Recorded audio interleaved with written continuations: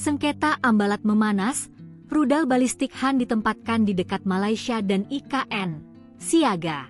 Rudal balistik Han yang dipesan Indonesia dari Turki kini berada di Kalimantan Timur. Senjata strategis ini dilaporkan berada di markas Batalion Artileri Medan ke-18, Yonarmed 18 Buritkang Tenggarong, sejak 1 Agustus 2025.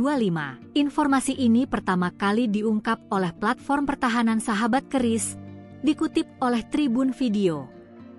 Namun sejauh ini belum ada keterangan resmi dari Mabes TNI maupun Kementerian Pertahanan terkait keberadaan rudal tersebut. Keberadaan rudal Han ini mulai terpantau kala sengketa Ambalat antara Indonesia dan Malaysia mulai memanas. Walaupun dikutip dari Serambi, Indonesia telah memesan rudal balistik Han Roketsan dari Turki pada tahun 2022.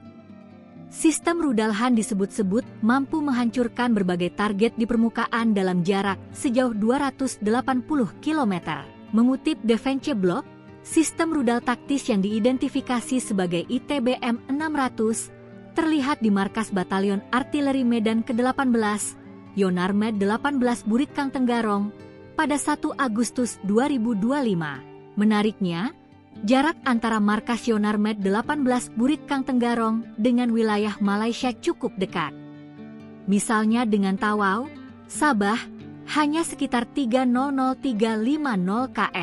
Dalam pernyataan publik sebelumnya, pejabat pertahanan Indonesia telah mengindikasikan bahwa perluasan kekuatan artileri dan rudal negara merupakan prioritas utama. Kemampuan untuk melakukan serangan presisi mendalam di dalam dan di luar batas negara Nusantara dipandang sebagai aset strategis dalam lingkungan keamanan yang dinamis dan seringkali tidak dapat diprediksi.